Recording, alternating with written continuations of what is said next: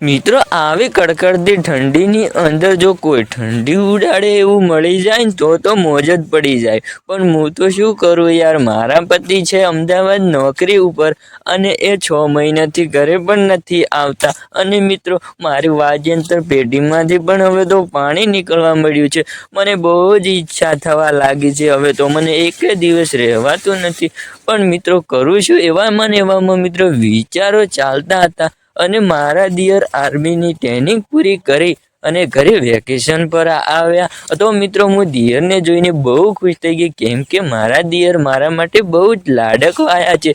હું ઢેરથી દિયરને મારા પસંદ કરું છું મિત્રો, તો હું બહુ જ ખુશ હતી। અને મિત્રો મારા દિયર રાતના મોડા આવેલા હતા એટલે મેં તેમને જમાડી અને સુવાડી દીધા। અને મિત્રો અચાનક વહેલા ઉઠ્યા એટલે અમારા ઘરનાને બધાને બહાર જવાનું થયું અને મારા દિયરને બંનેને ઘરે રહેવાનું થયું। એટલે હું બહુ જ ખુશ થઈ ગઈ, કેમ કે દિયર સાથે હું એકલી રહેવાની હતી। હા મિત્રો, પછી બધા ઘરના બહાર જતા રહ્યા અને હું અને મારા દિયર બંને બેઠા હતા ઘરે અને વાતો કરતા હતા। વાતો કરતા કરતા હું અને મારા દિયર બંને મસ્તી કરવા લાગ્યા મિત્રો। મસ્તી કરવા લાગ્યા, જેમ પતિ પત્ની મસ્તી કરતા એવી રીતે મસ્તી કરવા લાગ્યા। એવામાં મારા દિયરે મારા બોલ પર હાથ અડાડ્યો તો મિત્રો મને ખબર પડવા લાગી કે હા, મારા દિયરના ઈરાદા શું છે।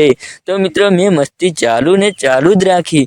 પછી મારા દિયરે ફરીથી મારા બોલ દબાવવા લાગ્યા અને હા મિત્રો મેં બોલ દબાવવા જેવા લાગ્યા એટલે હું રસ લેવા માંડી અને મિત્રો મેં પણ મારા દિયરને કિસ કરી અને મિત્રો મારા દિયરે મારી વાજંત્ર પેટીમાંથી હાથ ફેરવ્યો ત્યારે તો મારું પાણી નીકળી ગયું। અને હા મિત્રો મારા દિયરને ચેન ખોલી અને પોપટ પકડ્યો અને મિત્રો બહુ જ મજા લીધી।